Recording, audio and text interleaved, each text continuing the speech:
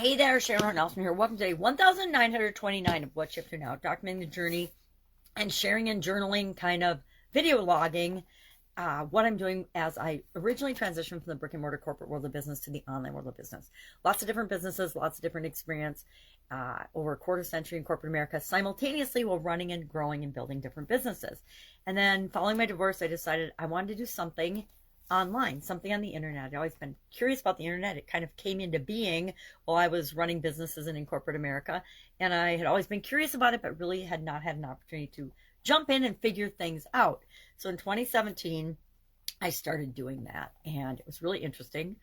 Some of the stuff I did was really, really bad. It turned out really bad in terms of zero results. Nothing happened. And other things that I just kind of tried on a whim worked out really, really, really well. And so it's like anything else. It's a journey to figure out what is right for us and what works for us. So I've kind of fallen into this pattern where I create a couple of pieces of content every day in terms of a podcast and video. I do an annual challenge called, this year's is the Get Your Goals Annual Challenge. It's our 6th or 7th annual online challenge. Prior to that, I've done challenges pretty much my entire life, but I didn't really do them with other people as much as I did once I started doing them online. And we started doing an annual challenge. I want to say 2018 was probably, I did actually 2 in 2018. One was doing something every day to stretch my comfort zone. That was my personal one. And then the other one was I was involved with a group of people that a ClickFunnels person had started.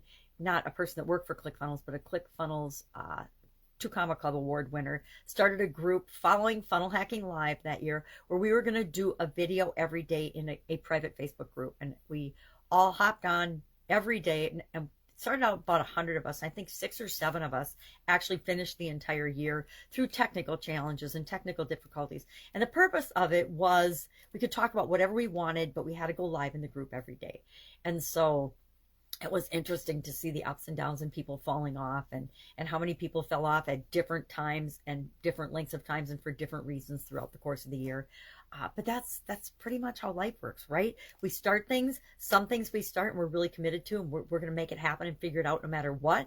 And obviously, the 6 or 7 of us that actually finished that was our intention, was we were going to do this. We were going to figure it out. No matter what happened, we were going to figure it out. And I think that all of us are still doing live videos, maybe not every day, but we're still making live videos and sharing live content with people.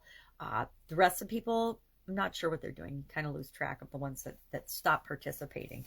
But today, our Get Your Goals Annual Challenge, we're focusing on doing one thing every day to get what we want. You people participating to get what they want, me to get what I want in the different areas and aspects of our life. And I broke it down, and in breaking it down in the way I set my goals and objectives, which is using a life framework of 9 different areas and aspects: physical, mental, emotional, spiritual, financial, relationships, contribution, and confidence. I added contribution and confidence following the crazy pandemic 2020 year. I got involved with a coaching group about core skills and core values and core things that are important to us at a heart-centered core level. And confidence and communication were 2 of those skills. And I said, okay, well, if I'm going to focus on this for a whole year, I'm going to add it to my annual goals. And it just kind of stuck. And now we're in 2023, and I'm still teaching, sharing, and using those as part of my new life framework. So today we're working on physical, the month of May. We are rating our overall physical well-being and health. So what we did is we broke it down by a bunch of different categories, and I just let ChatGPT help me pick categories. And then I added a few of my own. I added supplements, hydration, habits, rituals, routines, and then health challenges. Like, how many health challenges have you had throughout your life?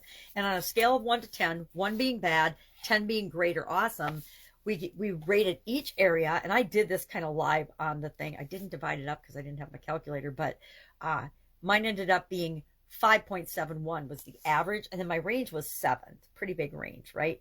Because 8 was my highest rating, 1 was my lowest. 8 minus 1 is 7. That gets you the range. Obviously, statistics, nerdy engineer here, likes statistics and graphing and charting things. So added up, I had 14 categories, got a total of 80 divided by 14 is 5.71. My gut told me I was at about a 6 overall physical, a little bit better than average, but not awesome, not where I want to be probably. But that's why we look at it. And why I like to break it down by the different areas is it shows me where I can start working. I'm not always going to, but usually I'll start, what's a low area or an area where I can do some things quickly to have a big impact on the overall results that I'm getting. So for example, one of mine was medical checkups. I am really bad about going to medical checkups, going to the doctor. I just don't do it. And especially since the pandemic, it's like, nah, I'm just going to choose not to participate. And so one of the things that I could do, I rated myself a 1 in that category. And a 1, it's pretty easy to just set a couple of appointments, get some checkups, or do some things to bring that up to a more average level. And so that might be an area that I just quickly choose to work on because I can make an impact really, really quickly there. All right, so we talked about that. And then our topic, our idiom for today for Supersize Your Business was being out of shape. Out of shape, again, another one of those idioms that there's not a real defined origin of it, but it comes from the physical fitness industry probably, and whether we are in shape or out of shape or not. Are we overweight? Do we have energy? Are we active? Are we physically fit? Do we do things? Can we keep up with our kids? Things like that. And I talked about probably a dozen different ways that we can make sure we keep our business in shape, because it's about taking these idioms and tying them to building and growing and supersizing our businesses. So that's all I've got today. If I can help you anyway, ask. Otherwise, have a terrific day. We're heading, well, it is the weekend, so enjoy your weekend, and I will, of course, see you tomorrow.